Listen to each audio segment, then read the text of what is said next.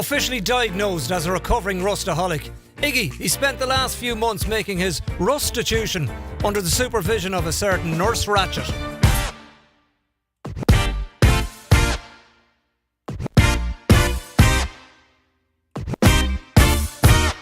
Well, the treatment has involved completely replacing his entire rear three quarters, both inside and out, and what followed next can only be described as the ultimate rust-lost regime. In the end, the rust was literally falling off him. Yeah, just like the zeros from my bank account. Well, the good news so far is that all of his sins have been replaced by lovely, shiny new Mercedes-Benz metal. And as we speak, he's been expertly stitched back together.